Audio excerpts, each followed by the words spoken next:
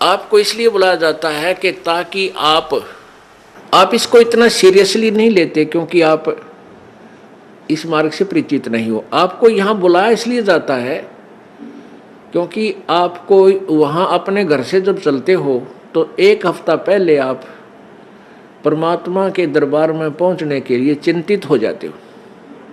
तो आपकी वो चिंतन भी मालिक के पुण्य में लग जाता है। कोई कार्य को आगे पीछे करते हो, किसी से छुट्टी लेते हो, घर वालों को मीठा बोलते हो कि मैंने जाना है, कहीं ये ना कर दे, और फिर आप वहाँ से यहाँ तक आते हो। नंबर एक तो आपको धनी बनाना है, राम नाम का, भक्ति का धनी बनाना है। परमात्मा का विधान है, संत मिलन को चालिए तज माया अभिमाने, जो जो कदम आगे रखे ओहे यज्ञ समाने। क्या बताते हैं परमात्मा, अपना विधान बाप ही बता रहे हैं कबीर जी कि संत मिलन को चालिए। जब सतगुरु के दर्शनार्थ आप चलते हो, अभिमान तज माया अभिमान, किसी प्रकार का भी आप में अभिमान नहीं होना चाहिए, ना धन का हो, ना पद और पोस्ट का हो, किसी प्रकार का नहीं हो। जैसे एक रोगी व्यक्ति जिसको पता लग गया कि तेरी जान जाने वाली है और वो डॉक्टर के पास जाता है, चाहे वो कितना बड़ा अधिकारी है और कितना पैसे वाला है, वहाँ वो अपनी उस पोस्ट और पैसे को नहीं आगे रखता, उसका दिखावा नहीं करता, अपनी जान बचाना चाहता है। डॉक्टर जहाँ कहता वहीं लेट जाता है, कपड़े उतारने को कहता तुरंत उतार देता है, कोई रिपोर्ट करवाने के लिए संकेत करता है, लिख कर देता है, तुरंत उठ कर चला जाता है। तो पुण्यात्मा सच्चे दरबार में जब भगत आवे, उसका दृष्टिकोण, उसका उद्देश्य, उसका भाव ऐसा होना चाहिए जैसे सीरियस रोगी, सीरियस पेशेंट और हॉस्पिटल में जाता है, उसमें कोई नखरा नहीं होता। ऐसे जब आप सच्चे दरबार में आओगे,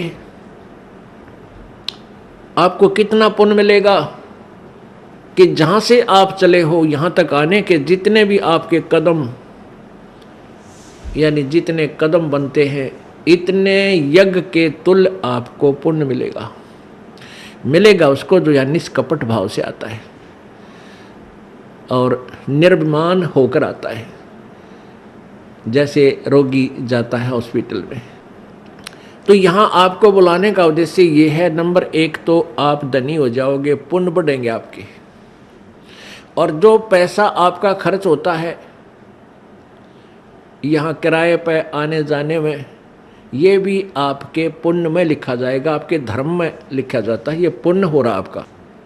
तो जितना भी आप यहाँ परमात्मा के चरणों में आओगे, आपका पुण्य बढ़ेगा। फिर आप यहाँ पर 5 यज्ञ होती हैं। एक यज्ञ है धर्म की, या भंडारा चला है भगवान का दिन रात फ्री ऑफ कॉस्ट परमात्मा की तरफ से। यहाँ जो आप आते हो 10 रुपये, 50 रुपये, 100 रुपये जैसे भी दान पात्र में डालते हो, उसका फिर सामूहिक रूप से भंडारा होता है, कहीं आश्रम का विस्तार होता है, कोई पंखा आता है, कितने दरी बिछाण की मैट लाते हैं, लैट्रिन बाथरूम बनाए जाते हैं, कमरे बनाए जाते हैं, शेड लगाया जाता है। तो ये आपके पैसे इसका पुण्य हुआ और यहाँ आने वाली दुखी आत्माओं को चैन हुआ।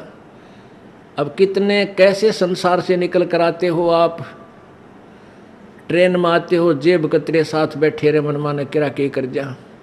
घर से निकलते हो, कोई ठगी है, कोई चोर है, कोई किस तरह का है।